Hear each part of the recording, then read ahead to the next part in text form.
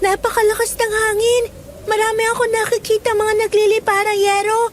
Ang lakas ng bagyo. Ayun! May nilipad na namang maliit na punong kahoy. Dito ka lang sa loob, anak. Iwasan mo ang lumapit sa mga salamin. Baka sumabog, delikado. Opo, Mama. Kawawa naman ang mga taong naninirahan sa mga bahay na yun. Kung nakinig lang sila sa mga otoridad na lumikas, kahit dito sa ating bahay. Ngayon, di sila makakilos para lumikas dahil sa lakas ng hangin. Delikadong lumabas. Tama ka. Ngunit matagal na simula na maranasan muli ang malakas na bagyo ng mga tao. Pero huwag kang mag-alala. Kung sakali mo may kumatok o manghingi ng tulong, bukas ang ating tahanan. May mga nakahanda ng pagkain at damit dito. Opo, Mama. Tutulong din ako.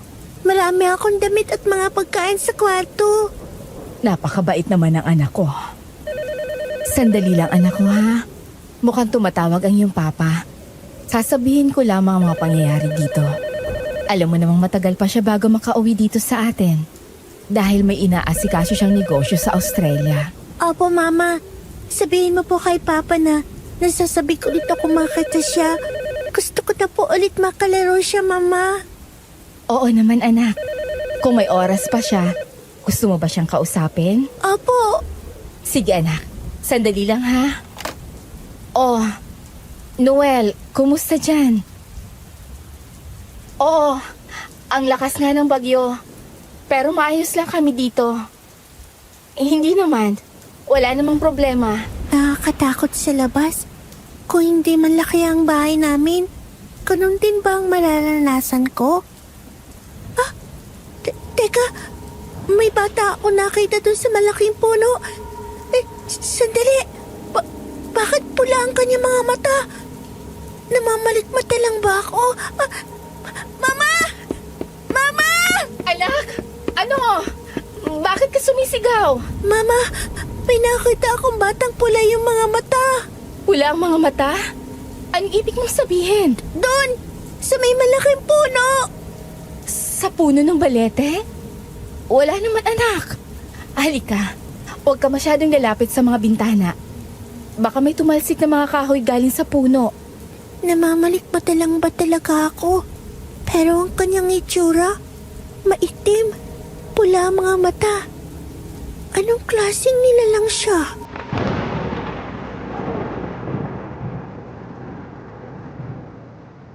Naniniwala ka din bang hindi lahat ng halimaw ay masasama?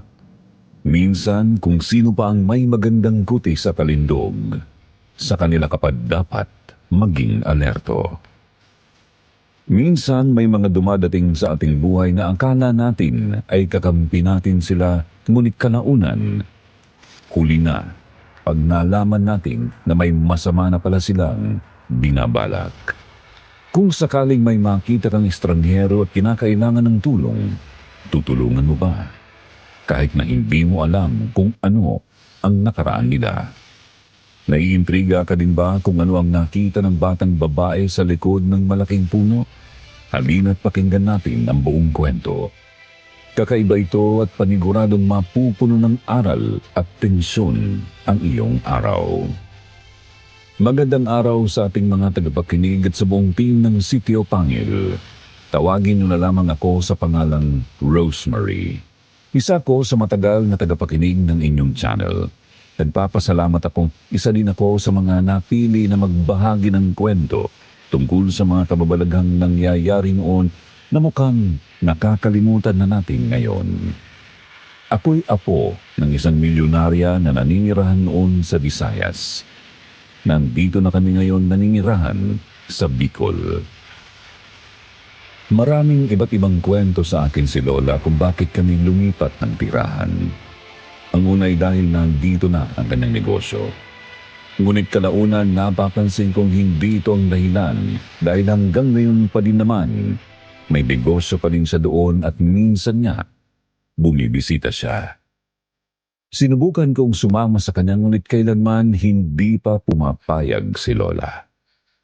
Hanggang isang araw, may nakita akong larawan, dalawang batang magkaakbay. Mukhang litrato ito noong kabataan pa ni Lola. Napatitig ako sa babaeng kakbay ni Lola at nagulat ako nang mapansin kong may kakaiba itong itim na anino sa likod. Sinabi ko ito kay Lola at doon na siya naglakas loob na sabihin sa akin ang nangyari sa kanya noon. Labis akong nagulat sa kanyang ikinuwento sa akin. Hindi ko alam na totoo pala ang mga nilalang na tulad ng nakilala niya. Simula noong ikwento ito ni Lola hanggang mawala na siya sa mundo, 2 taon na ang nakakalipas. Hindi ko pa din makalimutan ang kanyang kwento. At nang marinig ko ang mga kwento sa inyong channel, nagkaroon ako ng lakas ng loob na sabihin din ito sa inyo. Isa sa mga dahilan ay upang manatiling nakaukit sa mga nakikinig nito ang kwento ng aking lola. At bago ko pa man maunahan kayo sa daloy ng kwento ng aking lola, sisimulan ko na ito. Tatawagin ko na lamang siya sa pangalang Anita. Ngunit bago ang lahat, nais ko lamang malaman kung ilang buwan na kayong nakikinig sa Sitio Pangil. Ako, 6 na buwan na.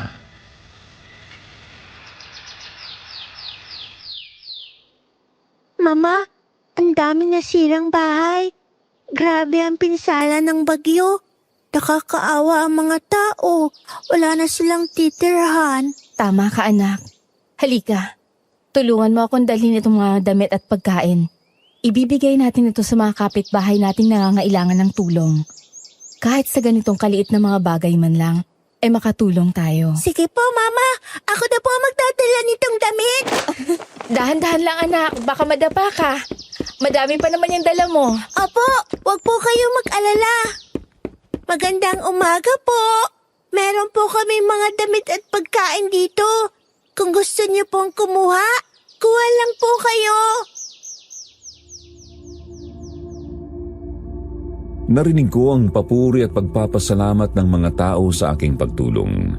Masaya akong ngumiti sa kanila at tumulong sa pagbibigay. May niluto si Mama at ang matagal na naming katulong si Aling Eva at iba pang mga katulong na lugaw. Ito ang nagsilbing agahan namin sa umaga. Habang nagbibigay ako ng pagkain, biglang nahagip ng mata ko ang isang batang nakatingin sa akin. Ang payat niya't madumi ang katawan. Agad akong naawa at lumapit sa kanya. Nang makita niyang lumalapit ako, bigla siyang nagtago sa likod ng malaking puno, kaya napahinto ako sa paglalakad. Magandang umaga sa'yo. Ako si Anita. Huwag kang matakot. Nandito kami para tumulong sa'yo. Huwag kang lalapit. Ayos ka lang ba? Hindi ako lalapit. Ngunit sana maniwala ka, handa akong tulungan ka. May pagkain kami to, no? Baka gutom ka na. Ayokong saktan ka. Lumayo ka sa akin. Saktan? Hindi mo ako sasaktan. Pwede mo nga ako maging kaibigan eh. Anong pangalan mo? Ako si Sarah. Hindi ka ba natatakot sa akin? Natatakot? Bakit naman? Madumi ka lang dahil sa putik. Ngunit di naman nakakatakot ang iyong itsura. Halika, Sarah. Tutulungan ka namin. Nasaan ang pamilya mo? Wala na akong pamilya. Wala ka ng pamilya? Dahil ba sa bagyo? Pasensya na. Kahit wag mo muna sagutin ang tanong ko. Hawakan mo lang kamay ko at sasabihin ko kay Mama na dito ka lang muna sa amin tumuloy. Malaki naman ang kwarto ko eh. Pwede tayong magsama doon. Pagkasabi ko noon, unti-unti siyang lumabas sa likod ng malaking kahoy at nakita ko ang kanyang nag-aalala ngunit inosenteng mukha na tumitig sa akin. Ngumiti ako at inilahad sa kanyang aking kamay. Kukuhanin na sana niya ito nang biglang hinawakan niya ang kanyang ulo at malakas siyang napahiyaw. Agad akong lumapit sa kanya at sinalo siya bago pa man siya bumagsak sa lupa. Nawalan siya ng malay. Lumingon ako kay Mama na nagbibigay ng lugaw at sumigaw upang manghingi ng tulong. Agad naman na lumapit sa akin si Mama at tinulungan akong dalhin si Sarah sa loob ng bahay. Anong nangyari sa kanya, anak? Di ko po alam, Mama. Kinakausap ko lang siya kanina. Papapasukin sana siya dito sa bahay. Biglang nawalan siya ng malay. Mukhang dahil ito sa naranasan niya nitong bagyo. Nasaan kaya ang mga magulang niya para masabi natin nandito siya at ginagamot na? Ang sabi niya, wala na siyang mga magulang. Ganun ba? Nako, kawawang bata. Naawa din ako sa kanya, Mama. Iniisip ko, paano kung ako ang nasa sitwasyon niya? Hindi ko kayang mabuhay ng mag-isa. Shh, anak, nandito lang ako. Hindi ako lalayo. Ayoko mawala ka, Mama. Kayo ni Papa. Hindi mangyayari yan. Huwag kang mag-alala. Mama, pwede bang mangingi ng pabor? Ano yun, Anida? Gusto ko po sana dito manuluyan mo na si Sarah. Sarah? Yan ba ang kanyang pangalan? Opo, Mama. Gusto ko, dito lang muna siya dahil alam ko wala siya ibang pupuntahan. Naawa ko kung hayaan lang natin sa silabas mamuhay ng mag-isa, Mama. Anak, masaya akong ganyang kalambot ang iyong puso. Kung wala na siyang magulang at matutuluyan, oo naman, pwedeng-pwede. Malawak ang ating bahay. Walang problema kung dito na siya titira. Talaga po? Maraming salamat, Mama. Oo, anak. At alam ko magiging masaya ka dahil noon pa man gusto mo magkaroon ng kapatid at kalaro. Totoo po. At gusto ko di ipadama sa kanya ang pagkakaroon ng isang pamilya. Sarah, magiging mabuti akong kapatid sa iyo. Pangako. Niyakap ako ni Mama at tinalikan sa noo. Ramdam ko ang saya sa kanyang puso. Mayaman man kami, ito ang nag-iisang kakulangan sa buhay namin. Ang magkaroon ng isa pang anak upang magkaroon ako ng kasama at kaagapay sa buhay. Sinubukan na nila ni Papa ngunit hindi na muli sila biniyayaan. Kaya masaya ako ngayong nagtagpo kami ni Sarah. Parang may kung anong koneksyon sa aming dalawa kaya gusto ko siyang makasama. Simula noong araw na yon, naging mas malapit pa kami ni Sarah sa isa't isa. Lumipas ang 5 taon, ganap na kaming mga dalaga ni Sarah. Ngunit kahit ganoon, walang nagbago sa aming dalawa. Bakasyon na ngayon, nag-aaral ako sa aming bayan at si Sarah naman ay nanatili lang sa bahay. Hindi pa daw siya handa na pumasok. Nirespeto naman namin ang kanyang desisyon. Tinuturuan ko naman din siya paminsan-minsan, lalo na sa pagbabasa. Lalabas lang muna ulit ako, Anita. Ngayong araw ba ulit ang pagpunta mo sa puntod ng iyong mga magulang? Oo, ngayon.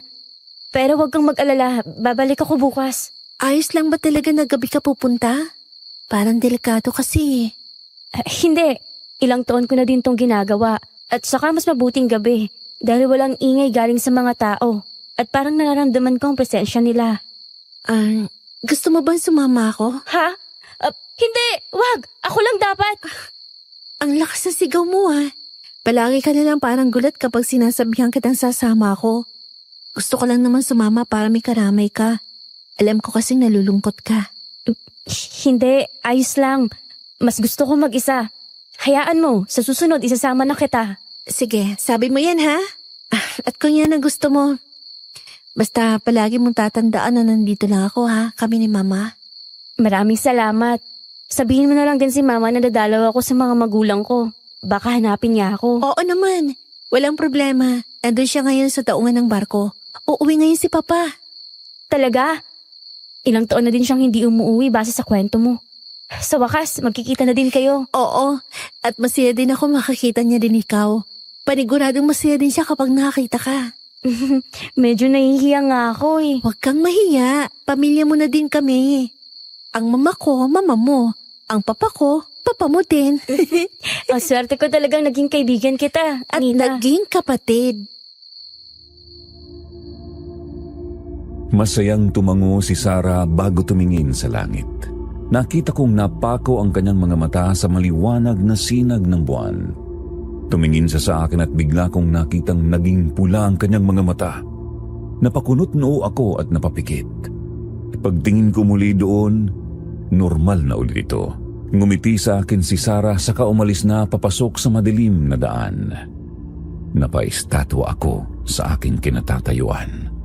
Hindi ko alam kung guni-guni ko lamang yun. Bigla kong naalala ang batang nakita ko din noong may mapupulang mga mata. Napailing na lamang ako at pumasok sa bahay. Sinalubong ako ng manang Eva na may dalang gatas kasabay ng pagkarinig ko ng humihintong kotse. Agad na lumawak ang aking ngiti at tumakbo papunta sa pinto. Papa! Anita, aking anak! Oh, dahan-dahan lang, baka madapa ka.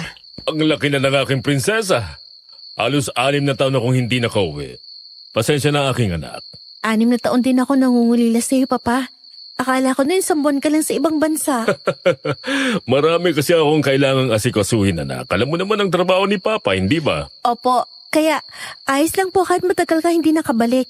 Pero ngayon nandito ka na, masaya na po ulit ako, Papa. Ang sigla-sigla po din ng anak ko. Ay, kumusta ang pag-aaral? Ayos lang po. Nagiging isa pa din ako sa estudyante may medalya. At dahil dito, may regalo po ba ako, Pa? Oo naman. Teka, hindi ko pa pala nasabi sa'yo. Kasama ko ngayon ang iyong lolo, si Lolo Fernando. Alam kong hindi mo pa siya nakikita simula nang isilang ka. Ngunit palagi kitang naikikwento sa kanya. Si Lolo? Ang nasa litrato po ninyo noon? Oo nga pala. Nakita mo na siya sa litrato. Oo, anak. Magmano ka muna kay Lolo, ha? Magandang gabi po, Lolo Fernando. Mano po?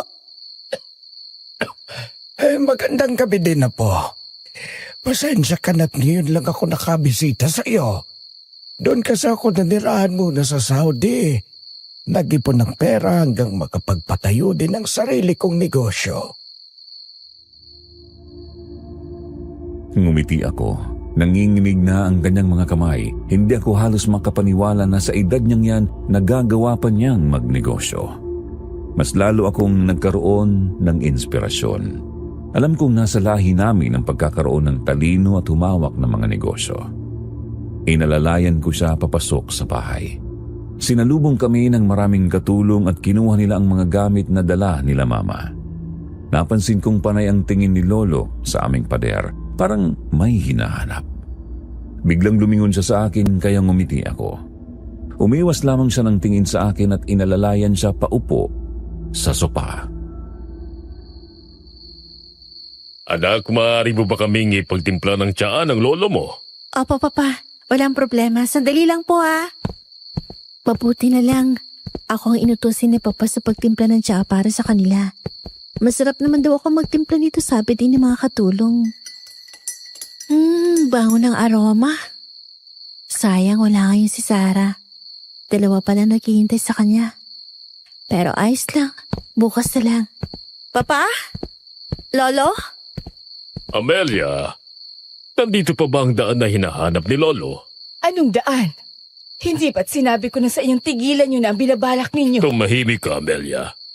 Alam mo kung anong kailangan. Nagkakaroon na ng problema ang ating negosyo. Hindi ko hahayaang mawala ang lahat ng ito. Alam mo kung saan, hindi ba? Ikaw ang inatasan namin ni Lolo na baguhin ang bahay na ito. Kaya alam mo kung nasaan ang daan. Sabihin mo sa amin. Hindi ito ang tamang oras sa pag-aaway. Amelia, kinakailangan mong sabihin sa amin kung nasaan yon. Yun lang ang paraan upang mas yumaman tayo. Ano pinag-uusapan nila? Anong daan? Oh, ay apo, nandyan ka na pala. Lolo? Kadarating ko lang po. Eto na po ang tiyaan nyo. Eto din po, Papa. Ang sarap naman ito. Masaya po ako na gustuhan nyo. Anak, alam kong pagod ka na. Magpahinga ka muna sa iyong kwarto. Ako na ang bahala dito. Ayos lang po ba lahat? May problema po ba? Wala naman, anak. Ayos lang ang lahat. Huwag kang mag-alala. Opo. Sige po, Papa. Tumalikod ako at naglakad papunta sa aking kwarto. Hindi pa din mawala sa aking isipan ang sinabi nila Lolo at Papa. Gusto kong bigyan nila ako ng sagot, ngunit alam ko ding hindi nila ito sasabihin sa akin ngayon. Pagkasarado ko ng pinto, agad akong napahiga sa kama at tumingin sa kisame. Kahit ang pagpapakilala ko kay Sarah ay nakalimutan ko na. Kung totoo mang nalulugi na ang negosyo namin, gusto kong malaman kung anong paraan ang sinasabi nila upang mabawi ang lahat. Dahil sa lamig ng hangin, hindi ko na malayan na nakatulog na ako.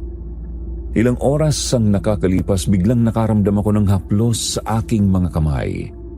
Gusto kong buksan ang aking mga mata, ngunit hindi ko magawa. Biglang may narinig akong sigaw kaya mas lumakas ang tibok ng puso ko. Pinagpapawisan na ako ng malamig hanggang sa may tumapik sa pisngi ko dahilan para magising ako. Anita, ayos ka lang? Nanaginip ka ba ng masama? Umaga na. Hindi ko alam. May narinig akong sigaw. Sigaw? Anong ibig mo sabihin? Sa panaginip? Hindi ko alam kung panaginip ba yun. Ngunit kakaiba sa pakiramdam eh. Parang totoo. Huminga ka ng malalim. Ayos lang ang lahat. Nandito na ako. Salamat sa paggising sa akin ha. Kanina ka pa ba dumating? Kumusta? Oo, kaninang madaling araw ako pumasok. Ayos lang. Nakausap ko naman ang mga magulang ko ng maayos. Nagkita na ba kayo ni na Lolo at Papa? Lolo? Oo. Kasama siya sa pag-uwi ni Papa. Halika, papakilala kita. Paniguradong magugustuhan ka din nila. Sigurado ka bang ayos lang akong ipakilala ngayon ha? Oo naman. Tsaka bakit naman hindi ngayon? Halika na. Saktong kakain na din tayo. Oh, ayan na katulong. Tinatawag na daw tayo. Sige. Hinila ko papunta sa sala si Sarah. Ramdam ko ang pagkailang niya. Naiintindihan kong nahihiya siya sa lolo at papa ko, lalo't ngayon lang sila magkikita. Ngunit alam ko namang tulad namin ni Mama, magugustuhan nila si Sarah. Pagkarating namin doon, nakita kong magkaharap sa lamesa si Papa at Lolo. Bigla kong narinig ang usapan nila kagabi. Napakagatlabi na lang ako sa kapatuloy pa din na naglakad papalapit sa kanila. Lolo, Papa, magandang umaga po. Mano po? Magandang umaga din po. Oh, anak. Sino tong kasama mo? Kaibigan mo ba? Kaklase mo? Hindi po, Papa. Hindi ba sa'yo nakwento ni Maman tungkol sa batang pinatuloy sa atin? Siya yon, si Sarah po. Oo nga. Nasabi yun ng mama mo sa akin noon. Nakalimutan ko. Pasensya na. Magandang umaga din sa'yo, Sarah. Saan galing ang batang ito? Lolo, nung pagkatapos ng malakas na bagyo noon, natagpuan po namin siya. Wala na po siya mga magulang eh.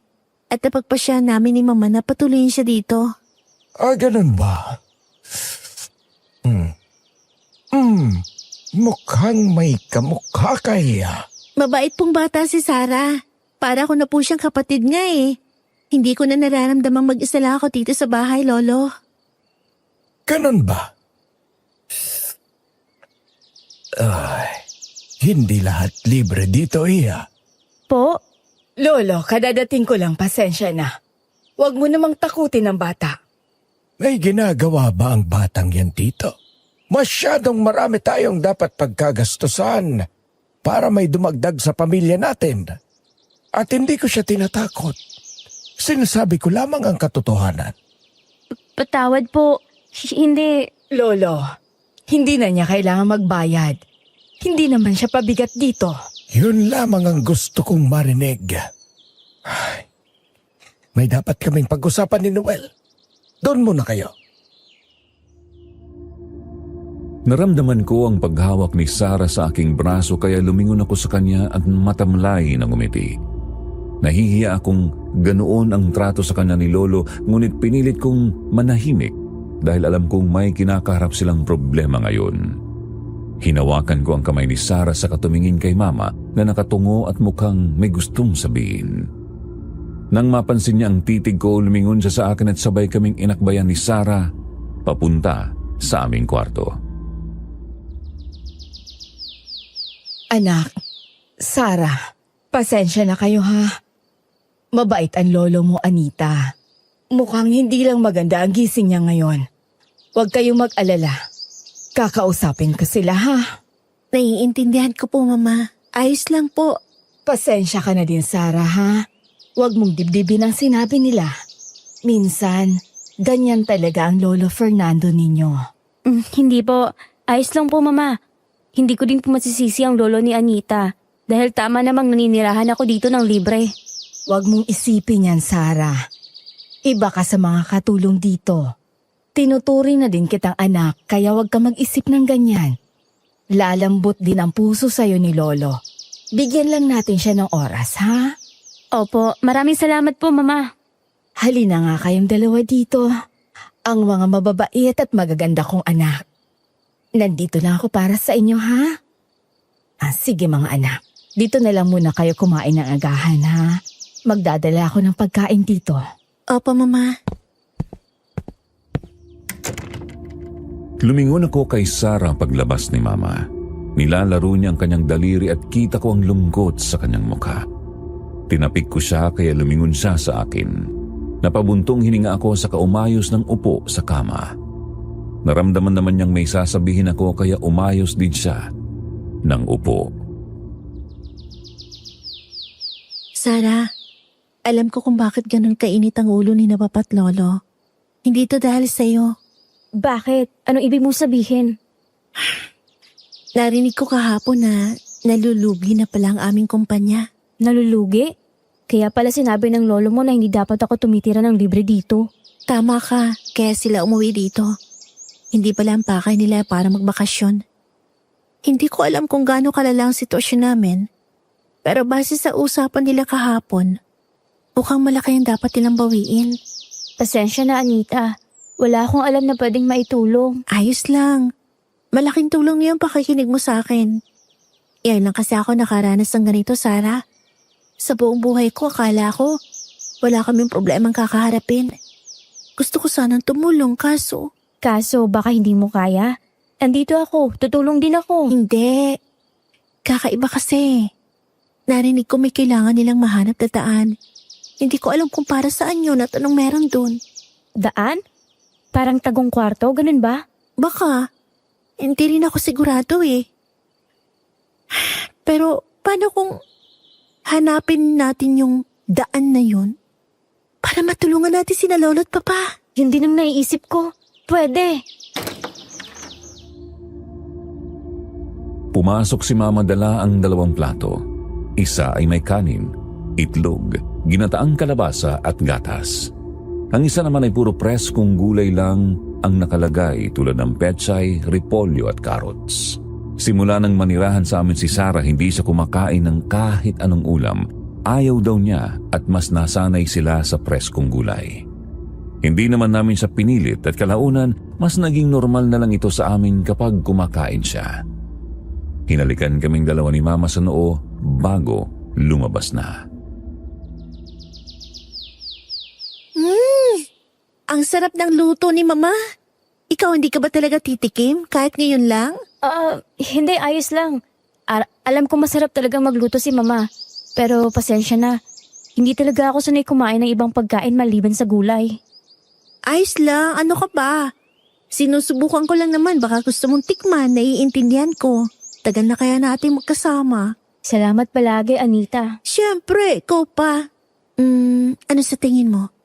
Tutuloy natin ang plano? Pwede naman. Handa din akong tumulong. Sige, hindi ko alam kung paano magsisimula pero mamaya na natin ang isipin. Tapos na ako, ikaw ba? Ako rin. Hindi ko lang agad maubos dahil busog pa ako. Talaga? Marami ka bang kinain kagabi? Pero hindi ka naman kumain dito ah.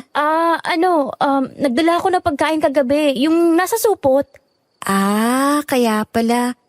Di ko yun napansin. Pero sige, walang problema. Lika na. Hugasan na din natin yung platong pinagkainan natin. Sige, tara. Lumabas kami ng kwarto ni Sarah at ang unang bumungad sa amin ay si Lolo. Walang emosyon siyang tumingin sa aming dalawa ni Sarah. Bahagyang napatras si Sarah kaya lumingon ako sa kanya. Hindi ko alam kung bakit ganito ang palagi niyang ekspresyon kapag nakikita si Lolo. Bumalik ang tingin ko kay Lolo at napansin kong napako ang kanyang tingin kay Sarah.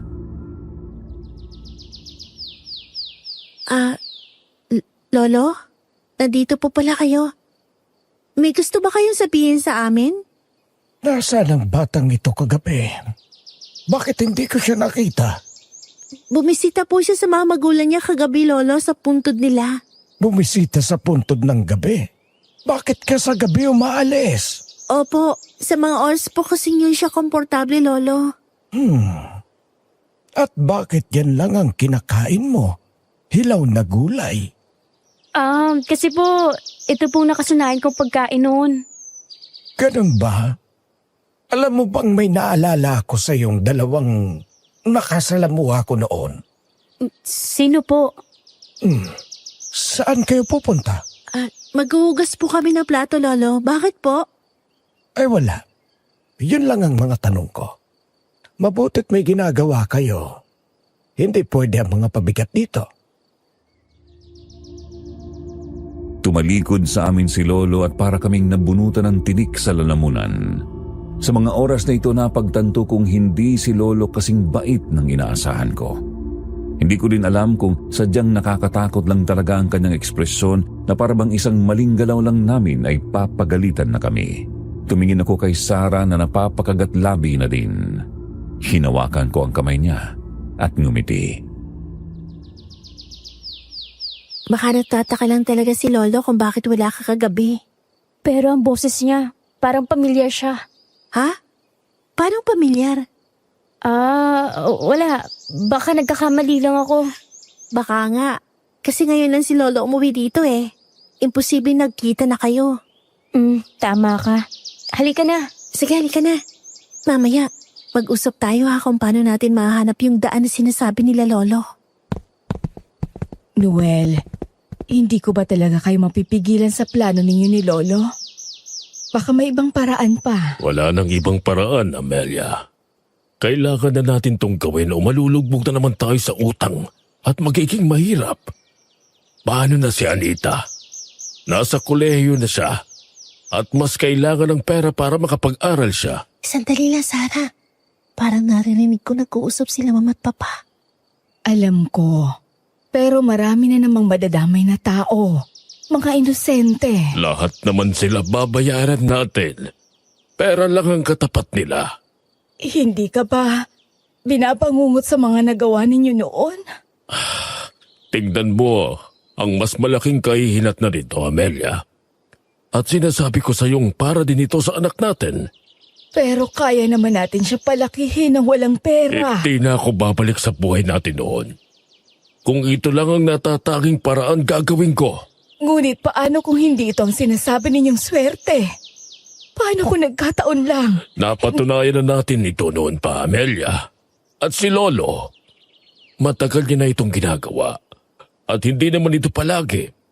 Isang beses lang sa 2 dekada o 3 dekada. Napatago kami ni Sarah sa pinto ng lumingon sa kinatatayuan namin si Mama. Nakita ko ang lungkot at pagsisisi sa kanyang mukha. Naguguluhan akong lumingon kay Sarah bago nagulat nang hilain niya ako palayo sa kwarto nila Mama at Papa. Dahil sa sobrang daming pumapasok sa isipan ko, wala sa sarili akong nagpahila sa kanya. Papalapit sa kwartong lolo mo. Kaya hinila kita dito sa kusina. Anita, ayos ka lang ba? Hindi ko alam, Sarah. Naguguluhan ako sa mga sinasabi nila mama at papa. Anong inosenteng tao? Anong ginagawa nila? Anong meron sa daan na hinahanap nila? Ay, kahit ako naguguluhan ako. Mukhang may tinatago silang hindi mo alam. Naninikip pa nga kang dibdib. Ayoko mag-isip ng masama pero base sa pinag-uusapan nila at sa ekspresyon ni Mama, hindi ko mapigilang mapaisip na may ginawa silang karumal-dumal noon. Di ko halos matanggap na maaaring yun ay dahil sa akin. Anita, wag mong sabihin yan. Baka nagkakamali lang tayo. Sana nga, pero ibang pakiramdam ko eh. Kung ganun, anong gagawin natin? Nandito lang ako. Hahanapin natin ang daan, Sarah. Tayo ang unang hahanap. At aalamin natin kung anong sinasabi nila mama at papa. Sige, kung yan ang plano mo, nandito lang ako. Maraming salamat, Sarah. Hindi ko alam kung kakayanin ko pa kung wala ka sa tabi ko. Tumango si Sarah at nagtulungan kaming maghugas ng aming pinagkainan.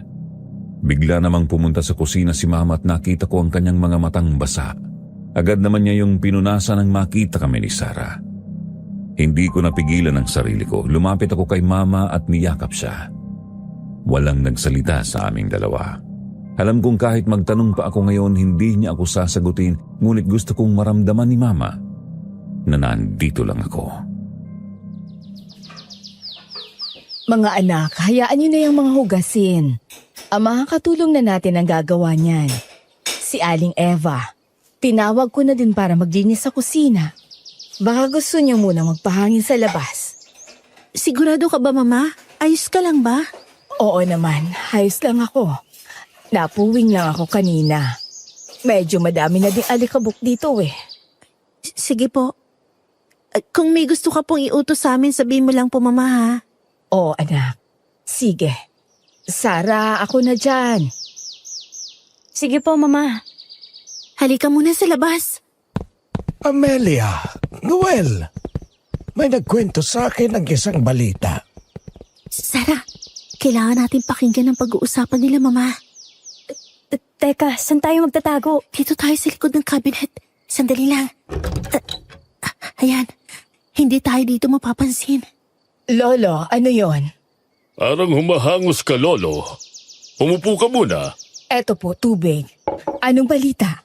May nagkwento sa akin na kanina lang may nakita silang patay na kambing. Hindi ito parang kinain ng mabangis na hayop. Kinain ito ng aswang. Teka, Lolo. Baka marinig tayo ng mga bata. Pinalabas ko lang muna sila. Nasa labas sila ngayon. Ang mga katulong. Wala sila dito sa sala. Naglilinis sila sa kusina at kwarto ang mga katulong. Alam niyo ba ang ibig sabihin nito? Nalalapit na tayo sa araw. Nababalik ulit ang ating mga yaman. Magagawa na ulit natin ang ginawa natin noon. Ngunit Lolo, hindi ka sigurado kung aswang nga yun. Hindi ako nagkakamali. Sinabi sa kwento na bulwak ang lamang loob nito. Halos walang dugo sa katawan. Aswang, yung mga kinikwento sa akin noon ng mga matatanda dito sa baryo. Ang kinakailangan natin ay... Sarah, mukha nagkaroon ng ingay ang pagkalaw mo. Teka lang, Lolo. Parang may narinig ako dito. Kinakailangan nating lumabas. Halika na, Sarah. Tinangay ko agad si Sarah palayo sa cabinet at lumabas kami ng bahay. Hinihingal kong binitawan si Sarah tulad ko, gulat siya. Hinawakan ko siya sa balikat at bahagya siyang nagulat at lumayo sa akin. Naguguluhan akong tumingin sa kanya. Kakaiba ang kanyang mga titig sa akin, parang takot. Napakagatlabi siya at tumingin sa malayo. Alam ko natakot ka din, Sarah. Pero hindi ko alam ang lahat ng to eh. Hindi ko alam na may aswang na totoo sila. Anong gagawin nila sa aswang? Hindi ko alam. Wala akong alam. Sa totoo lang natatakot ako dahil di ko alam kung anong pwedeng gawin ng aswang na yun sa pamilya natin. O ang kabaliktaran? Ano ibig mo sabihin? Oh, wala. Kailangan ko munang mapag-isa, Anita. Teka, saan ka pupunta? Teka lang, Sarah! Saan pupunta si Sarah? Natakot ba siya sa mga sinabi nila, Lolo? Pero anong ibig sabihin nila sa sinasabi nila kanina? Anong gagawin nila sa aswang? At paano babalik ang yaman namin dahil sa mga halimaw na yun? Anak, Anita, Mama! Nandito po pala kayo. Bakit po? nasaan si Sarah? Umalis po. May bibilin lang doon sa kabilang kanto. Ganun ba? Maaari mo bang sabihin sa kanya na simula ngayon, manatili lang kayo sa kwarto. Huwag kayong lalabas dahil delikado. Lalo na si Sarah. Po? Anong delikado? Saan po? Hindi ko maipapaliwanag ito ngayon, anak. Basta't sundin niyo lang ang sinabi ko. Ma, ayos lang po ba lahat? Kung sakala may kailangan ako maitulong, pwede naman po ako na... Oo naman. Walang problema. Sadyang nagiging delikado na ang paligid. Hindi na ako nakapagtanong sa sinabi ni Mama. Hindi pa din mawala sa isipan ko ang mga sinabi nila kanina. Hinintay ko si Sarah sa labas pero umabot na ng hapon, hindi pa siya dumadating. kaya nagpasya akong pumasok muna sa kwarto at nagpahinga. Gusto ko sanang hanapin ang daan na sinasabi nila Lolo pero alam kong hindi ngayon ang tamang oras dahil maaaring malaman nila Mama ang balak ko. Bigla naman pumasok si Aling Eva at binigyan ako ng gatas. Ngumiti lang siya sa akin at mukhang may gustong sabihin pero hindi niya pinagpatuloy. Pagkatapos niyang magbigay sa akin ng gatas, lumabas na siya kaagad. Kinagabihan, nagising ako. Wala si Sarah sa tabi ko. Tumayo ako kahit pa nakakaramdam ako ng antok saka pumunta sa kusina. Hindi ko nakita sila Mama. Hindi ko alam kung nasa kwarto ba sila. Babalik na sana ako ng kwarto nang may marinig akong yapak ng tao na dumaan sa aming pinto. Pumintig ang puso ko at naglakad ako papalapit doon. Dahan-dahan na parabang may kapahamakan na haharap sa akin. Pagbukas ko ng pinto, bumungad sa akin ang malamig na hangin. Sino yun? May tao ba dyan? Parang may nakita ako mabilis na naglakad dito. Kailangan ko ng kaserang to. Ang dilim sa likod ng aming bahay. Teka, ano itong nakikita ko? Paan ng hayop? Bakit to nandito? Teka, ang kwento nila Mama na aswang. Aswang! Isang aswang! May nakita ako aswang sa likod ng aming bahay. Ang kanyang mga mata ay pula at ang kanyang katawan ay itim. May mahahaba itong kuko at ang dila nito. Anak, anong nangyari? Narinig kitang sumigaw kanina. Mama, may nakita ako aswang sa labas ng bahay. May aswang! Aswang! Halika sa kwarto mo, anak. Dalian mo. Natatakot ako, Mama. Paano kung saktan tayo ng aswang? Huwag kang matakot, anak. Huminga ka ng malalim. Huwag mong lakasan ang boses mo. Natutulog na si Lolo at Papa mo. Opo. Atin lang ang lahat ng nakita mo, anak, ha? Ano ibig mong sabihin, Mama? Huwag mo munang sabihin sa kahit sino ang nakita mo. Maaari kasi magkaroon ng gulo sa mga tao. Pero delikado po ang mga aswang, Mama. Alam ko, Anita. Pasensya na at hindi ko agad masasabi ang totoong dahilan. Ipangako mo lang na tayo lang ang nakakaalam nito. Opo, Mama. Pero kailangan ko din malaman ng totoo. Kasama po ako sa pamilya. Anak mo ko. Ay, hindi ngayon, anak. Hindi ito ang tamang panahon. Napakagatlabi ako sa sinabi ni Mama. Kating-kati na akong sabihin na narinig ko ang usapan nila kanina pero ayaw kong masira ang plano ko. Wala akong nagawa kundi tumango. Hinalikan ako sa noo ni Mama at umalis na sa aking kwarto. Napayakap ako sa unan at hindi nagtagal pumasok si Sarah. Walang emosyon ang kanyang mukha. Agad akong lumapit sa kanya at hinawakan siya sa kamay.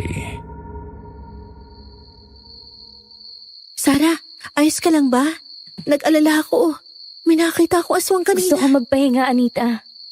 May nangyari ba? Bakit ngayon ka lang dumating? Hindi ko kaya makipag-usap ngayon, Anita. Huwag ngayon. Sigurado ka bang ayos ka lang? Teka, may dugo ang mga daliri mo. May sugat ka? Wala ito. Huwag mo nang pansinin. Matulog ka na. Bakit? Anong huwag pansinin? Teka, ang damit mo din may dugo. Nakasagupaan mo ba? Sinabi ko na sa'yo ayaw ko ngayon ng kausap. Ano ba? Sarah, nag-aalala lang ako sa'yo. Hindi ko yan kailangan. Kung ayaw mo masaktan, lumayo ka sa akin. Tumalikod siya sa akin at pumunta sa kanyang kama. Gulat akong napatitig sa kanyang likod. Hindi ko alam kung ano ang mararamdaman ko. Ito ang kauna-unahang pagkakataon na sumigaw at nagbanta sa akin si Sarah. Mabagal akong naglakad papunta sa aking kama at humiga. Wala nang nagsalita sa aming dalawa pero hindi pa din mawala ang pag-aalala sa aking puso. Iniisip ko, paano kung nakita niya ang aswang sa labas at paano kung sinaktan siya? Hindi nagtagal, hindi ko namalayan na inaantok na ako hanggang sa nakatulog na ako. Hindi ko alam kung ilang oras akong nakatulog pero bigla kong naramdamang may tumabon sa aking mukha ng unan. Mabilis akong gumalaw pero masyadong mabigat ang nakadagan sa akin. Pilit akong kumawala pero hindi ko na kaya hanggang unti-unti kong nararamdamang nawawalan ulit ako ng malay. Hindi. Anita, ano problema? Binabangungot ka na naman ba? May balak pumatay sa akin. Ano? Anong ibig mong sabihin? Kagabi, may tumatabo ng unan sa aking mukha. Hindi ko alam kung sino. Mukhang nananaginip ka na naman ng masama, Anita. Wala namang nangyari sa'yo paggabi. Anong alam mo? Itulog ka. Pasensya na. Masyadong marami nangyayari sa akin, Sarah. Hindi ko sinasadya maging sarkastiko sa iyo. Hindi, ayos lang. Ako din, gusto kong manghingi ng tawad sa pagsigaw ko kagabi. Nag-alala lang ako sa iyo noon. May nangyari ba? Ha? Hindi ko din alam sa sarili ko. Hindi ko maipaliwanag bakit nag-iibang emosyon ko. Sarah, kung may bumabagabag sa iyo, sabihan mo ako. Magkapatid tayo. Alam ko kung may mali o may problema ka. Ano? Ano yun? Bakit? Gusto ko lang itanong sa'yo. Anong tingin mo sa mga halimaw? Halimaw? Anong ibig mo sabihin? Masasama? Nananakit ng tao? Paano kung hindi sila nananakit ng tao? Eh di bakit sila tatawaging halimaw? Dahil sa itsura? Dahil nakakatakot ito? Kung ano man yung bumabagabag sa iyo, Sarah, ito lang masasabi ko. Tama ka. Hindi lahat ng halimaw ay masama. Pero hindi mo rin minsan masisisi ang iba na ganun ang pagtrato kung sa pisikal na anyo mukha nga silang halimaw. Natatakot ako. Saan? Sa halimaw? Hindi siya nagsalita. Lumapit siya sa akin at niyakap ako. Nalilito akong niyakap siya pabalik. Hindi ko alam kung anong ibig niyang sabihin pero habang nagtatanong siya hindi ko mapigilang maalala ang aswang na nakita ko kagabi. Hindi ako ginalaw nito pero dahil sa nakakatakot nitong anyo, parang may ginawa pa din itong masama. Lumayo ako sa kanya at napagdesisyonang hindi ko muna ngayon sa kanya ikikwento ang nangyari kagabi. Mamaya na lang kung sakaling maayos na ang pakiramdam niya. Sabay kaming lumabas at pumunta sa hapag. Nakita namin si Lolo, Papa at Mama na nasa hapagkainan. Napatingin ako sa mga katulong namin at napansing hindi ko nakita si Aling Eva. Sarah, nakita mo ba si Aling Eva? Palagi ko siya nakakitang kasama si Mama sa pagluluto ng pagkain. Pero ngayon, Anita, Sarah, nandito na ang pagkain. Tatawagin ko pa lang sana kayo. Opo, Mama. Maraming salamat po sa pagkain. Maraming salamat po sa pagkain, Mama. Walang anuman. O siya, kumain na kayo.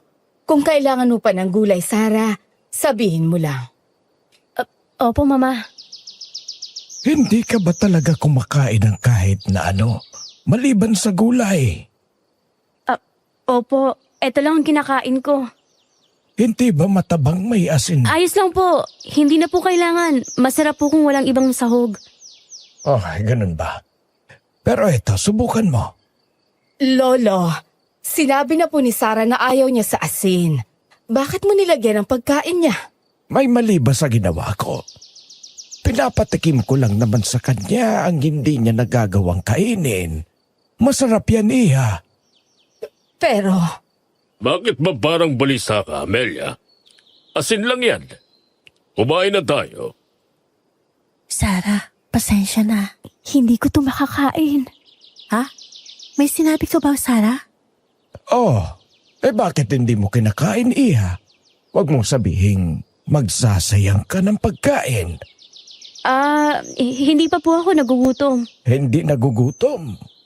Bakit umupo ka sa lamesang ito kung hindi ka naman kakain?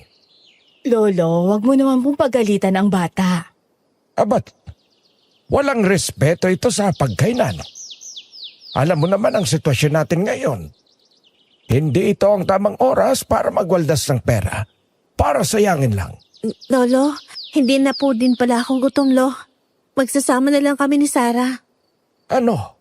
Anong mga klaseng bata ito? Anak, ako nang bahala dito.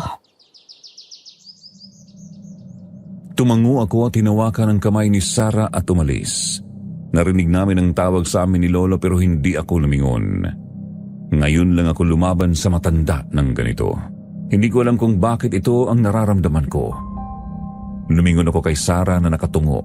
Hinawakan ko ang balikat niya kaya tumingala siya sa akin. Hahanapin natin ngayon ang daan na sinasabi nila Lolo. Ha? Ngayon? Oo, masyadong marami sikretong pamilya ko. At gusto ko malaman kung anong tinatago nila sa akin. Sige, pero saan tayo magsisimula? Sa likod ng bahay. Sa bandang ilalim kung saan pwedeng may mahanap tayong lagusan. Tara!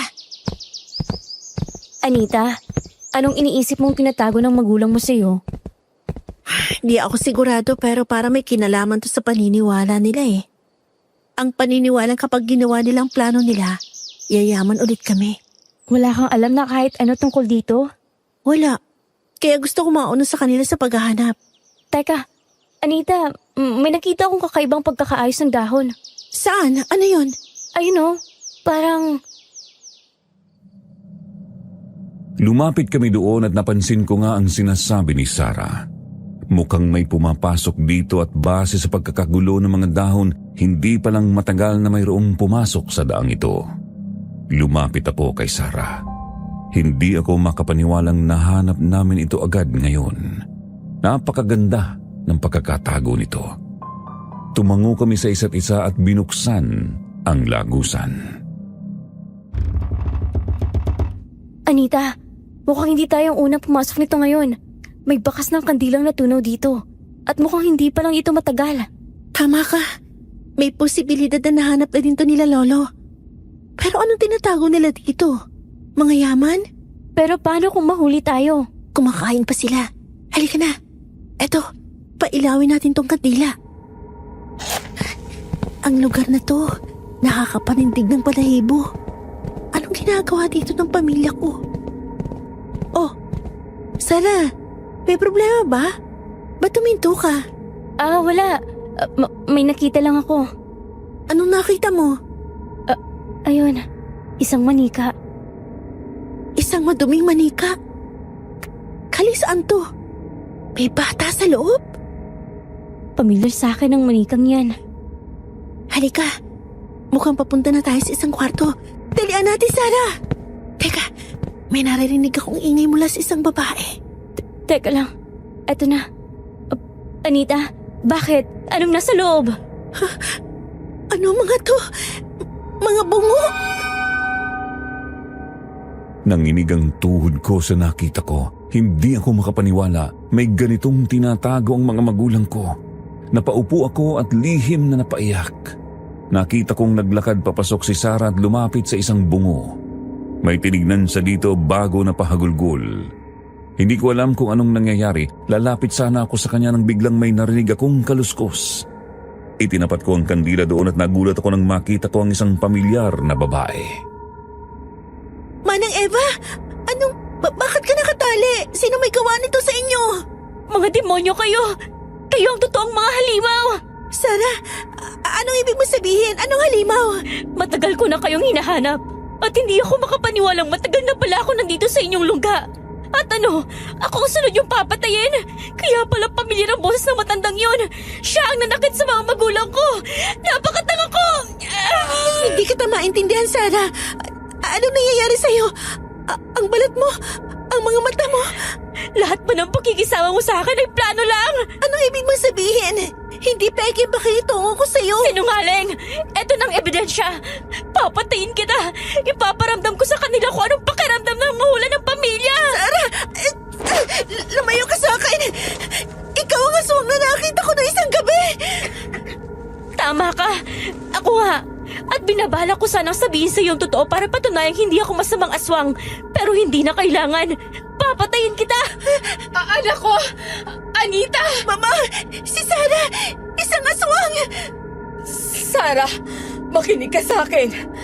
Alam kong galit ka lang kaya mo ginagawa ito. Pwede pa natin itong maayos. Mapag-usapan. Anong dapat pag-usapan?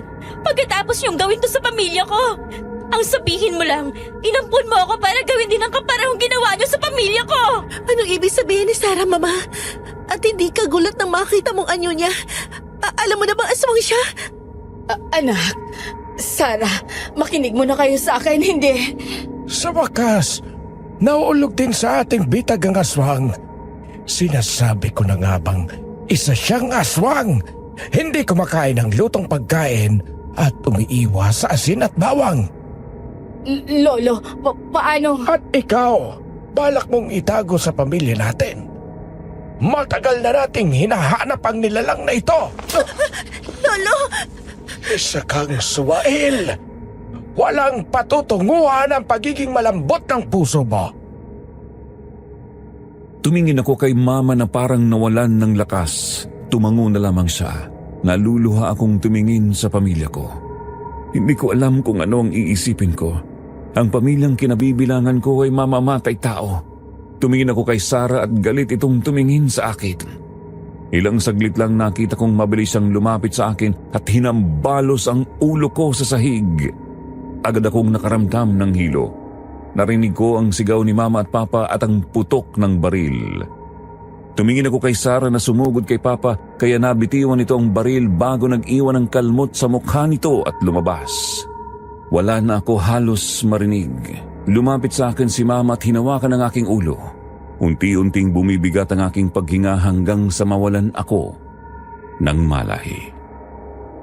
Nagising na lang ako nang may maramdaman akong malamig na panyo na dumapo sa aking pisngi. Dahan-dahan kong binuksan ang mata ko at may nakita akong doktor. Ang personal naming doktor. Nilibot ko ang aking paningin. Nasa kwarto ako at nasa gilid si Mama, lihim na umiiyak. Mama! Anak, Dok, gising na ang anak ko. Mama, nasa si Sarah? Dok, pwede ba muna kaming maiwan ang anak ko? May pag-uusapan kami at mukhang maayos na ang kanyang kalagayan. Tatawagin ka na lang namin ulit kung sakali mang kailangan. Anak, salamat naman at gising ka na. Anong pakiramdam mo? Nasaan ang kapatid ko? Si Sarah. Anong ginawa niyo sa kanya? Anak, wala na si Sarah. Umalis na siya. At 2 araw na simula nang hindi siya nagpapakita. Mama, kailangan ko ng paliwanag mula sa umpisa. Mababaliw na ako sa kakaisip. Nagmamakaawa ako. Anak ko patawad. Ang pamilya natin noon na hindi mayaman. Mahirap lang tayo at halos wala din tayong makain noon isang araw. Pero isang araw, galing ang lolo mo sa isang bayan at may nakapagsabi sa kanyang ang mga aswang ay nagbibigay ng swerte. Sa una, hindi kami naniwala ng papa mo. Sanggol ka pa lang nung araw na yon. Hanggang sa kumalat ang balitang may kumakain ng mga patay na hayop sa ating baryo. Kakaiba ito at halatang gawa ito ng isang halimaw. Huli na nang malaman namin yun ay patibong ng Lolo Fernando mo para papuntahin ang mga aswang sa baryo. Hanggang sa isang araw nakahuli ng mag-asawa ang lolo. Ngunit kalaunan ay nakawala din ito. Hanggang sa nakita na lang namin siya may pinatay na isang tao. Mama, hindi ako makapaniwala gagawin yun ni Lolo. Kahit din ako anak, hindi ko alam na ang lalaking pinakasalan ko ay may pamilyang ganito. Ngunit wala akong nagawa. Dahil naging duwag ako anak. Lumaki din ako sa pamilyang walang ginawa kundi utusan ako na dapat ako'y masunurin. Hindi sumasagot. Nadala ko ito hanggang ngayon. May takot pa din ako sa aking puso sa tuwing iniisip kong sumasalungat sa sinasabi ng iba. Kaya patawarin mo ko anak sa mga nakaraang araw na hindi ko kayo napagtatanggol. Anong nangyari sa taong pinatay ni Lolo? Ginawa niya itong patibong muli. At sa ikalawang pagkakataon, nahuli na niya ang pamilyang aswang. Anong ginawa ni Lolo sa mag-asawa? Kinulong sa malibay na silid. Ang nakita ninyo kanina hanggang sa mamatay ang mga ito sa loob mismo ng ating bahay. At simula noon, sa hindi malamang dahilan, lumago ang negosyo ng ama ni Noel at naging mayaman tayo. Sa totoo lang, hindi ko alam kung totoo ba talaga nagdala ito ng yaman sa atin o nagkataon lang. Totoo nga sinabi ni Sarah. Hindi siya ang halimaw kundi ang pamilya natin. Anak, patawarin mo At ako. gagawin naman ngayon ni na lolo't papa ang lahat kay Sarah. Napakawalang hiya, Mama! Pero gagawin natin to para sa... Hindi natin kailangan ng yaman, Mama. Ang kailangan natin, pagbayaran ang ginawa natin sa lahat ng mga tao at sa pamilyang yun. Napaiwas ng tingin si Mama habang pinupunasan ang kanyang luha. Magkahalong galit at sakit ang nararamdaman ko. Bigla kong naalala ang naging reaksyon kanina ni Sarah. Dumagundong ang dibdib ko at saka tumingin kay Mama. Hindi ko alam kung kaya ko pang tanggapin ang sunod na sasabihin ni Mama, pero kailangan kong malaman ang totoo. Humarap ako sa kanya at pinahid ang aking luha. Mama, sagutin mo ako ng tapat. Alam mo na ba noon pa na aswang si Sarah? Anak. Huwag mo susubukang magsinungaling, Mama.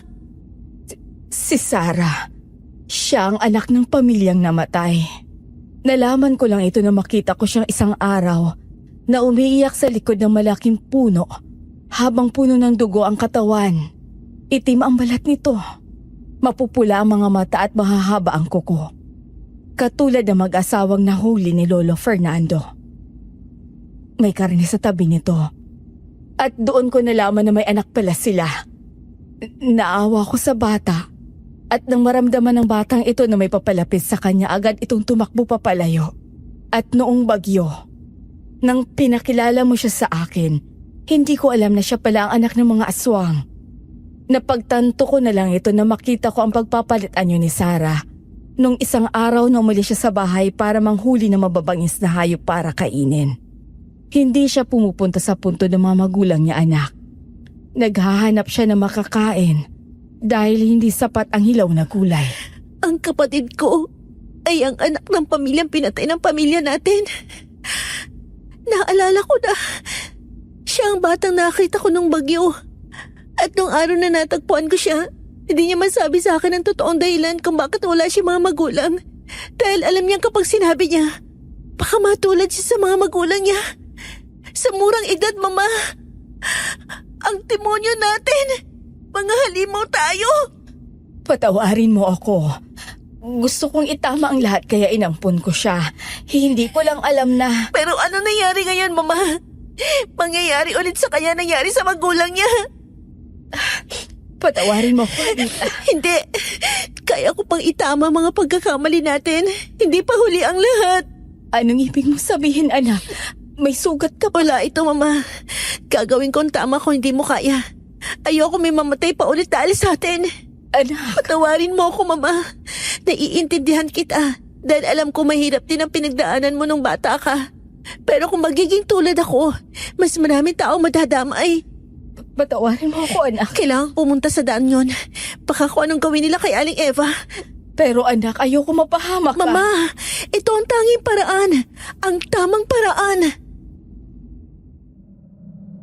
Tinanggal ko ang mga nakaturok sa katawan ko at lumabas ng kwarto. Nakakaramdam pa ako ng hilo pero pinilit kong lumaban. Narinig ko ang paghagulhol ni Mama. Gusto ko siyang yakapin pero mas nangingibabaw ang galit ko sa pamilya namin. Paglabas ko ng bahay, bumungad sa akin ang madilim na paligid. Gabi na. Agad akong tumakbo papunta sa likod bahay at malayo pa lang ako may narinig na akong ungol ng isang babae.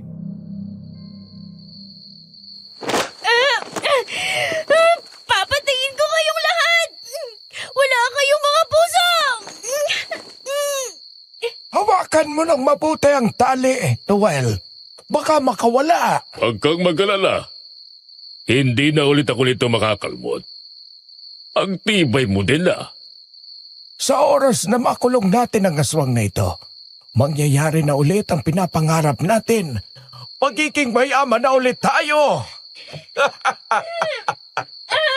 Hindi na ako ulit magiging mahirap.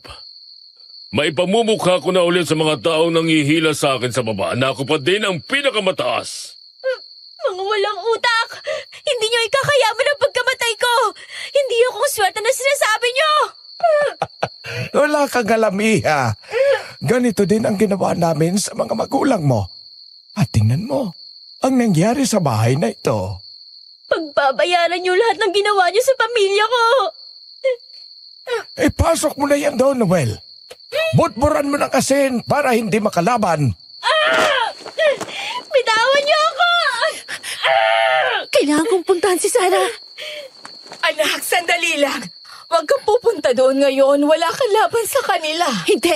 Kailangan ko iligtas si Sarah. Para ko na siyang kapatid. Alam ko, anak. Pero kinakailangan natin ng magandang plano para pakawalan si Sarah. At paano kung maging huli ng lahat? Pinapangako ko, hindi yan ulit mangyayari. Lalaban na ako, anak. Hindi ko nahahayaang pangunahan ako ng takot at duwag. Niyakap ako ni Mama at bumalik kami sa bahay. Pinahiga ulit niya ako sa kama dahil ilang minuto lang papasok na ulit sila Papa. Hindi nga nagtagal pumasok sila. Nakita ko ang saya sa kanilang mga mukha. Nakita ko ang kalmot sa mukha ni Papa. Namamaga ito pero parang wala lang ito sa kanya. Gusto kong maggalit, sumigaw pero alam kong masisira ang plano namin kapag ginawa ko yun. Lumapit sa akin si Papa at tiningnan ang kalagayan ko. Masyado bang malakas ang pagkakahampas ng ulo niya sa sahig? Medyo pero naagapan ng doktor. Maayos ang pakiramdam niya ngayon. Dapat talaga hindi lang 3 beses kong hinampas ang babaeng yun. Kulang pa yun sa ginawa niya sa anak ko. Huwag mong pangunahan ang galit mo. Hindi siya maaaring mamatay agad. Papa, bakit niyo to ginagawa kay Sarah? Anak, Anita, kinakailangan natin yung gawin dahil ang mga aswang ay mapanganib sa mga tao. Pero mabait si Sarah. Hindi niya ako sinaktan. Hindi mo lang alam, baka may plano na siya. At ito ang natatanging paraan para bumalik ang yaman natin, Anita. Lumulubog na ang kumpanya. Kinakailangan natin ng swerte. Pero bakit? Bakit aswang? Yun ang iniutos sa akin ng mangkukulam noon. At nang gawin namin noon, nagkatotoo ang lahat. Tama ang Lolo Fernando mo. At saka hindi ko pa nakikwento sa iyo. Ang buhay nagpapamunoon. Dati akong mahirap. Palaging kinukot siya dahil walang pera. Nagmaging mayaman tayo dahil dito, lahat sila pinupuri na ako. May kapangyarihan na ako sa mga tao. Lahat gusto na ako. At hindi masama ang ginagawa natin. Ginagawa lang natin ng pabor ang kaligtasan ng mga tao. Pero si Aling Eva, bakit siya kasama? Siya ang alay, anak. At huwag kang mag-alala. Binayaran na namin ang kanyang pamilya. Walang magsasalita sa kanila. Mukhang may tumatawag na sa akin galing sa kumpanya. Sandali lang. Magpahinga ka na, anak. Kinakailangan mo ng lakas. Huwag kang mag-alala, Iha. Makakalimutan mo din ang pangyayaring ito. Hindi ko na kaya, Mama. Anak, gagawin natin ang plano bukas ng gabi. Kailangan lang natin magpanggap na ayos lang ang lahat hanggang sa umalis sila bukas. Ang kalagayan ni Sarah, hindi ko halos maisip ang kanyang pinagdadaanan ngayon. Huwag kang mag-alala. Ililigtas natin siya. Napayakap ako sa unan at hinawakan ako ni Mama sa balikat. Buong gabi hindi ako halos makatulog dahil pumapasok sa isipan ko ang paghihirap ngayon ng itinuring kong kapatid. Kinabukasan, nagising ako dahil sa pagbukas ng pinto. Nakita kong pumasok si Mama at hinawakan ako sa braso. Pagod akong tumingin sa kanya. Nakita ko din ang pagod at pagsisisi sa kanyang mukha. Napabuntong hininga siya at umupo sa tabi ko. Tama nga ang hinala ko. Aalis sila ngayong gabi dahil may pupuntahan sila. Paano natin ililigtas si Sarah? Patatakasin natin si Sarah, anak. Hindi dito ang kanyang tahanan. Kailangan niyang pumunta sa mas ligtas na lugar. Hindi ko na ulit makikita ang kapatid ko. Para sa kanyang kaligtasan, Anita. Kung yun lang ang paraan, gagawin ko po. Hindi ka pa ba kakain? Kanina pa kayo sa silid. Lolo, lalabas na po. Ginising ko lang si Anita. Kumain na tayo. Lumalamig ng pagkain sa mesa. Opo, Lolo. Lalabas na po. Kumain na tayo. Ay. Haalis kami mamaya ni Noel. May aasikasuhin kaming trabaho. Kayo na bahala rito. Opo, Lolo. Huwag kayong mag-alala. Siguraduhin ninyong wala kayong gagawing ikasisira ng pamilya natin. Walang nagsalita sa aming dalawa. Diretso lang akong nakatingin sa aking plato. Pinilit kong kumain at ipakitang ayos lang sa akin ang lahat. Pagkatapos namin kumain, tinulungan ko ang mga katulong na maglinis ng bahay. Kating-kati na ako na pumunta kay Sarah pero ayokong mahuli ako. Dumating na ang gabi. Panay ang tingin ko kina Papa at Lolo na nag-aayos ng mga gamit nila. Umupo ako sa kama at nagulat na lang ako nang pumasok si Papa. Lumapit siya sa akin at ngumiti. Anak, magiging maayos na din ang lahat. Opo, Papa. Pag-iingat kayo ni Lolo. Oo naman, anak. Bukas ng umaga kami makakabalik ng lolo mo. Bibilhan kita ng mamahaling damit. Huwag kang mag-alala. Opo, Papa. Pero hindi naman na kailangan eh. Para sa anak ko ay gagawin ko ang lahat. Bueno, alis na kami. Opo. Ingat po kayo. Magpapahinga na po ako. Umalis na sila. Nasaan si Mama? Anak, kinakailangan na nating kumilos. Umalis na sila. Opo. Masyadong matibay ang pagkakasarado nila ng pinto. Kailangan natin magtulong, anak. Opo, Mama. Eto na. Bukas na. Sa wakas. Halika na po, Mama. Kailangan natin palabasin sila Aling Eva at Sarah. Mauna ka na, anak. Susunod ako. Tumango ako at pumasok. Agad akong nagsindi ng kandila at pumunta sa silid kung nasaan si Sarah. Pagdating ko doon, nakita kong nakahandusay ang nanghihinang katawan ni Aling Eva. Agad akong lumapit sa kanya at tinanggal ang tali sa kanyang katawan. Kasunod na hinanap ng mata ko ay si Sarah. Pero wala siya sa silid. Ibig sabihin, hindi sa tinali nila Papa. Tumayo ako at tatawagin na sana si Sarah nang biglang may marahas na kamay na humila sa akin at hinambalos ako sa pader. Mabilis na gumalaw ang kamay nito at sinakal ako. Sarah! Nandito ako para tulungan ka! Isang malaking pagkakamali na pumasok ka ulit dito! Nasasaktan ako, Sarah! Dapat pala nung gabing yun pinatay na kita! Anong ibig mo sabihin? Nung araw mo na akala mo na nanaginip ka may nagtatabo ng mukha mo ng unan. Ako yon. Gusto kitang patayin dahil nawawala na ako ng kontrol sa sarili ko.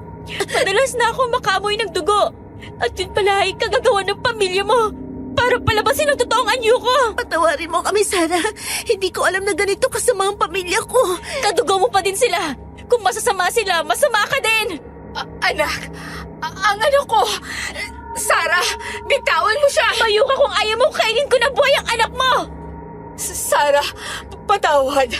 Ginagawa namin ito para pagbayaran namin ang mga nagawa namin sa'yo. Sa pamilya mo. Pinapalaya ka na namin. Sa tingin mo, sapat na ang paghihingi ng tawad. Sarah, biktima lang din kami. Natigilan si Sarah sa sinabi ko.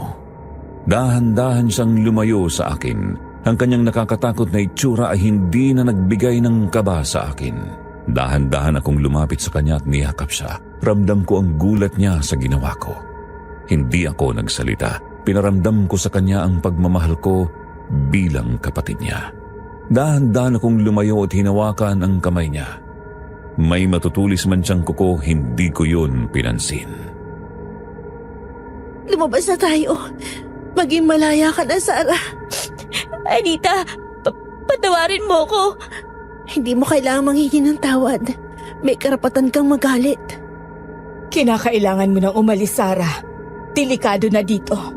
Kung malalaman nila Lolo na nawala ka, malalagay sa kapahamakan ang buhay mo. Pero kayo, malalaman nila na tinulungan niyo ko. Wala silang malalaman. Halina kayo. At saan kayo pupunta? Noel, paano? Akala niyo hindi namin mahahalata? Totoo nga ang sinabi ni Lolo. Gagawa kayo ng kalokohan. Narinig ko ang usapan nila ng anak mo, Noel. Mga Suwael! Tama na po ito, Lola, Papa.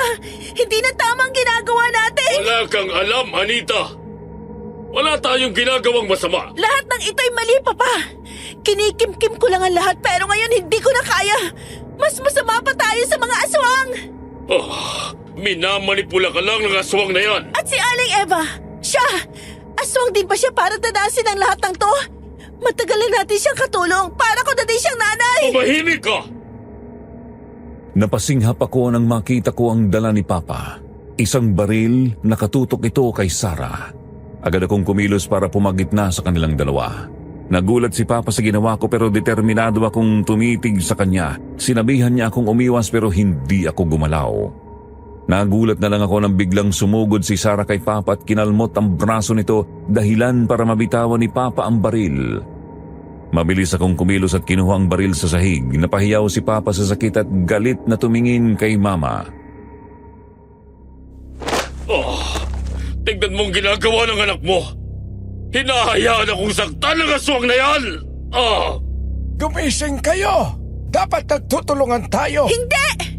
Wala na tayong sasaktan pang ibang tao, nilalang. Amelia, alam mo ang dapat mong gawin. Akin ang baril! Mama, alam natin kung anong tama. Hindi! Hindi! Hindi na ako papayag na maging sunod-sunuran. Ayoko ng lahat ng ito. Ayoko na maging sangkot sa kasamaan ninyo. Mga walang respeto! Binibigay namin ang lahat sa inyo tapos ito ang ibabalik nyo sa amin? Mabilis na lumapit sa akin si Papa pero ang pumagitna naman ngayon ay si Sarah. Ngunit imbis na matakot, naglabas si Papa ng asin at itinapon ito kay Sarah dahilan para mangisay siya sa sakit. Agad akong lumapit sa kanya at pagtingala ko naramdaman ko ang higpit ng hawak ni Papa sa kamay ko. Sumigaw ako at itinapon sa malayo ang baril. Hinila naman niya ako papunta sa harap ni Lolo at isang malakas na sampalang dumapo sa aking pisngi. Wala na akong halos maramdaman. Ang tanging namumuulang ay ang galit sa aking puso. Galit akong tumingala kay Lolo. Kahit kailan, hindi mo ikakasi ang sinasabi mong yaman! Lolo, Wala kang utang na loob! Hindi kami kayang talunin! At anong pinagmamalaki mo? May nagawa ka na ba para sa pamilyang ito? Ipapakita ko sa inyo. Gagawin kong lahat para maging mayaman ng marangal. Akala mo madali lang ang lahat? Makikita mo. Papalayasin kita sa bahay na ito at mamuhay ka na mag-isa. Lolo, wag mo po itong gawin sa anak ko. Dapat lang yan. Dahil hindi siya karapat dapat maging apo ko. Kung mas pinalaki mo siya ng tama, hindi ito mangyayari sa kanya, Amelia. Hindi. Walang mali sa pagpapalaki ko sa anak ko. Wala! Kinuha ni Mama ang baril at itinutok ito kay Papa. Nanlaki ang mata ni Papa at hindi pa man siya nakakagalaw. Pinaputokan na ni Mama si Papa sa paa kaya napahiyaw ito at napaluhod. Sunod niyang tinutok ang baril kay Lolo. Nakita ko rin ang gulat sa mata ni Lolo at bago pa man makakilos si Mama, hinila ako ni Lolo. Napaatras si Mama sa ginawa ni Lolo Fernando. Kung ayaw mo magsama-sama kayo dito, ibaba mo yan. At lahat, maliban sa aswang na yan, lumabas! Wag na wag mong sasaktan ang anak ko! Sundin mong sinabi ko! Mama, hindi. Wag. Anak, patawad. Ngunit kailangan kong gawin nito para sa'yo. Kapag gumaling ako, pagbabayaran mong ginawa mo sa pako. Hindi. Si Sarah. Mama, hindi. Ang kapatid ko. Tumahimik ka! Hindi na ako nakapagpumiglas. Lumabas na kami sa daan at bago pa man ito maisarado ni Mama, nagulat kami nang lumabas doon si Sarah. Ang kanyang mga matay mas naging pula at ang kanyang ngipin ay naging mas matalas. Napatingin siya sa taas at doon ko napansin na napakabilog ng buwan ngayon. Mabilis na kumilos si Sarah na para bang mas lalo siyang lumakas. Narinig ko ang hiyaw ni Lolo at pagligon ko hawak na ni Sarah ang ulo nito. Napabitaw si Lolo sa akin at kinuha agad ni Sarah ang oportunidad para ibalibag si Lolo sa damuhan. Pumalibot ang hiyaw ni Lolo sa buong paligid. Hindi ako makagalaw. Takot akong baka hindi na nakokontrol ni Sarah ang kanyang sarili. Lumingon ako kay Mama at nanlaki ang mata ko nang makita kong hawak na ni Papa ang baril. Mabilis akong lumapit kay Sarah at isang putok ang umalingaw-ngaw sa buong paligid. Anak ko! Anita! Anita, tinamaan ka sa tagiliran. Sa wakas, nailigtas din kita, Sarah. Hindi mo kailangan gawin to. Aswang ako. Hindi ako nararapat dito. Binalak din kitang patayin. Hindi, Sarah. Mali ka. Kapatid kita. Anita, lumaban ka, Anita. Masyadong maraming dugo ang nawawala sa'yo, anak. Kailangan kang dalhin sa ospital. Teka, may naririnig akong ingay ng mga tao. May mga taong paparating. Hindi ka na makakatakas na halimaw ka! Sarah, pakinig ka sa akin. Pagiging maayos ang kalagayan ko. Huwag mo ko alalahanin. Kinakailangan mo nang umalis. Lumayo sa bayang ito. Hindi ko kayang iwanan kayo. At paano ka? Kagaling ako at babalik ako dito. Kinakailangan mo nang umalis bago pa masaktan ka ng ibang mga tao. Tama ang anak ko, Sarah. May plano ako. Kinakailangan lang na hindi ka nila makita. Umalis ka na. Mabuhay ka sa gusto mo at sa lugar kung saan magiging mapayapa ang lahat. Mama, patawad po sa lahat ng nagawa ko. Wala kang kasalanan. Kami ang may kasalanan. Sana'y kung saan ka man magpunta, hindi mo kami kalimutan. Hindi po, Mama. Patawarin mo kami sa ginawa namin sa magulang mo. Mas lumalapit ang mga yapak. Umalis ka na. Babalik ako dito. Babalik ako. Maraming salamat sa lahat, Anita. Mula sa pagpapatuloy sa akin noon hanggang ngayon. Paalam!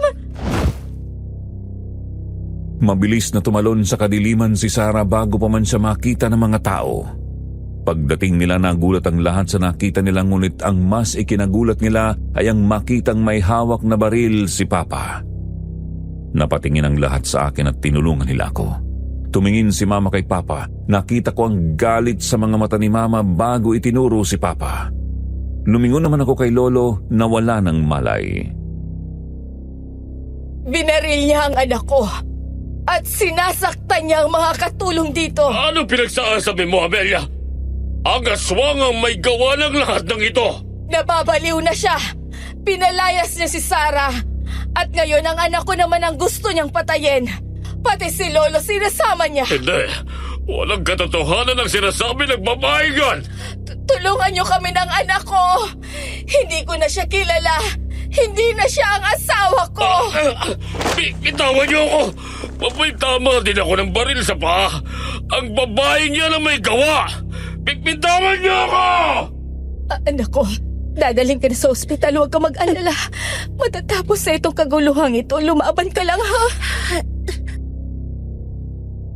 Mabagal akong napatango habang binubuhat ako ng mga tao papunta sa aming kotse. Habang nasa daan kami, hindi ko mapigilang mapapikit. Nagsimulang mamanhid ang katawan ko. Hindi ko na din marinig ang sinasabi ni Mama. Tanging mahihinang tapik lang ang nararamdaman ko hanggang sa tuluyan akong mawalan ng malay. Nagising na lang ako sa isang puting silid. Hindi ko alam kung ilang araw akong walang malay. Napatingin ako sa gilid at nakita ko si Mama na nakatungo habang binabantayan ako. Ginalaw ko ang kamay ko at hinawakan siya sa buhok.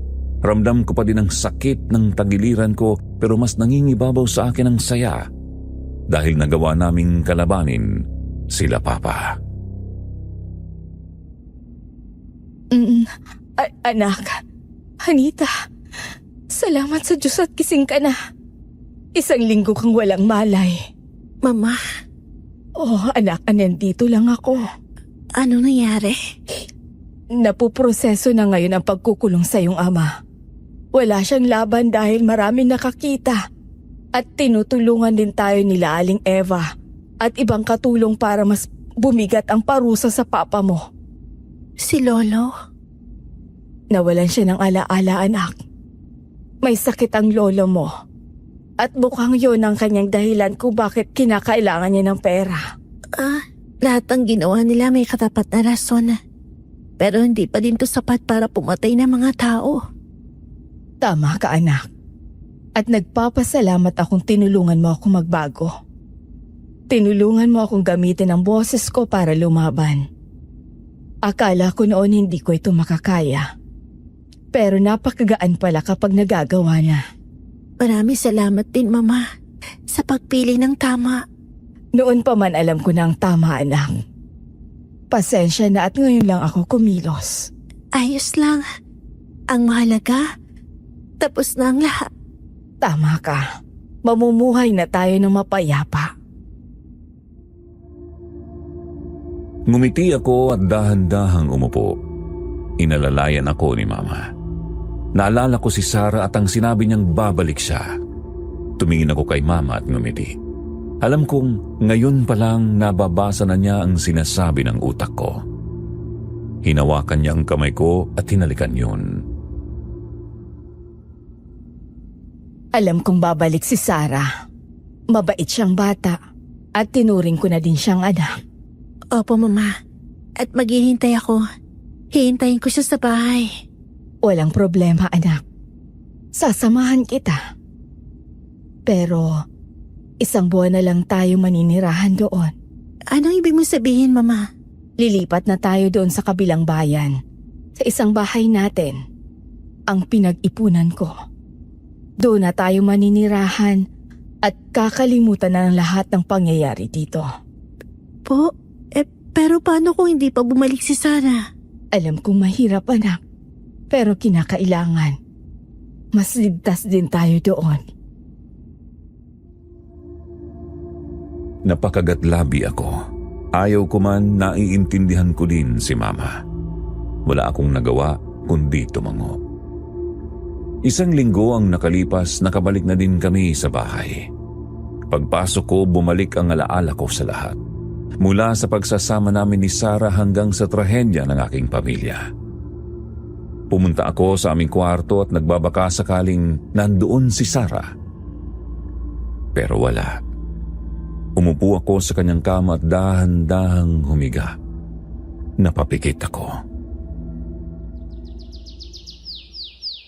Sana makita kita ulit kahit bago kami umalis. Sarah? Mama, ikaw po pala.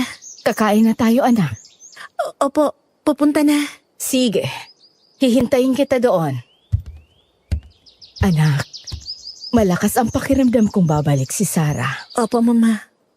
Hindi ko lang maiwasang mapaisip kung paano. Ayaw na niyang bumalik. Tinutupad niya ang sinasabi niya, anak. Kung hindi man ngayon, baka bukas o makalawa. Tumango ako sa sinabi ni Mama at puno ng pag-asang naghintay. Pagkatapos naming kumain, pumunta ako sa likod ng bahay. Pumasok ako sa daan at nakita kong wala na doong kahit isang bakas. Wala ng bungo, wala ng kandila o kahit ano. Biglang naramdaman ko ang presensya ni Mama kaya lumingon ako. Niligpit namin ni Manang Eva ang lahat ng pwedeng gawing ebidensya laban sa akin dito. Nasaan po ang natitirang labi ng magulang ni Sarah? Nilibing namin, anak. Hindi lang malayo dito. Gusto kong bisitahin, Mama. Sige, anak, walang problema. Ma, hindi ba galit sa atin si Aling Eva? Sa una, ngunit nakita niya ang lahat ng gabing yun. At nag-usap din kami. Pareho kaming ina. Alam namin ang pakiramdam na pinoprotektahan namin ang mga anak namin laban sa mga taong mapanakit. Nakwento sa akin ni Manang Eva na mayroon din siya noong asawang malupit. Ano nangyari po sa kanya ngayon?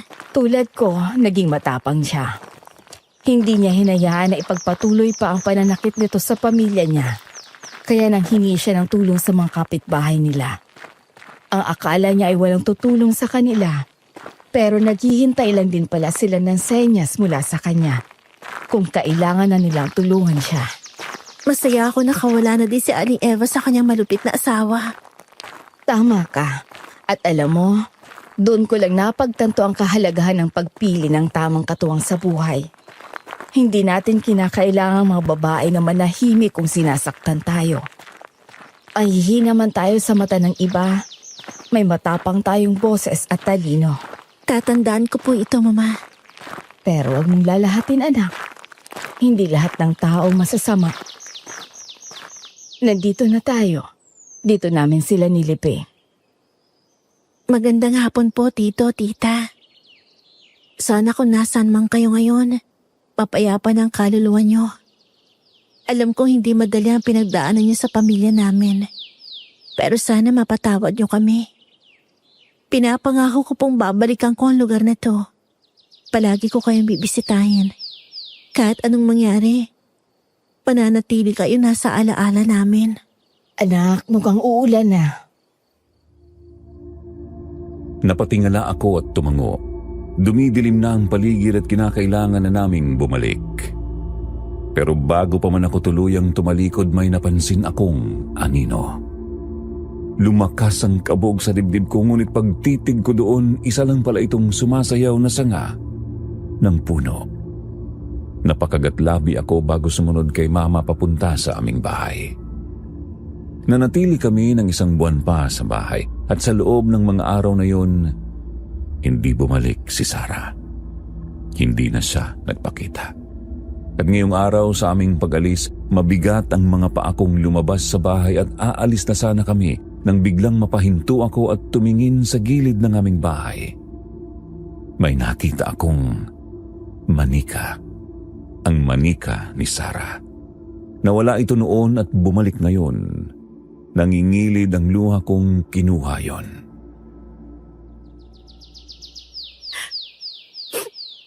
Mama, bumalik si Sarah. Dumalaw siya sa atin. Tama ka. Kanyang laruan yan. Maraming salamat, Sarah, dahil hindi mo ako kinalimutan. Babalik ako dito. Bibisitahin kita palagi. Alam kong pinagmamasdan mo lang kami ngayon at gusto ko malaman mong ako ang pinakaswerteng bata dahil naging kapatid kita. Kailangan na nating umalis, Anita. Opo, Mama. Sana'y masaya ka na kung nasan ka man ngayon, Sarah. Hindi mo man kaya kaming harapin. Ayos lang. Mahal na mahal kita, kapatid ko.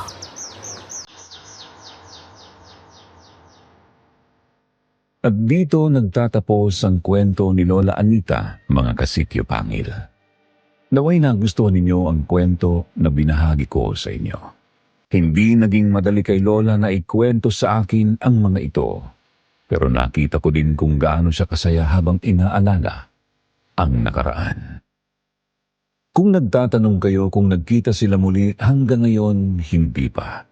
Pero hindi sumusuko si Lola Anita. Palagi pa rin siyang bumibisita doon at hinihintay si Lola Sarah hanggang sa kanyang huling hininga. Habang nakikinig sa kwento, hindi ko mapigilang mamangha sa lahat ng aral na natutunan ko. At sana po, kayo din. Kung mayroon kayong gustong ibahagi na katulad na sitwasyon, katulad na pangyayari sa buhay ninyo, ang mga pagmamalupit, pwede niyong ibahagi at i-comment sa baba. Naway lahat ng mga mabibigat ninyong pinagdaraanan ay gumaan na. Muli ako si Rosemary, nagpapaalam at nagpapasalamat.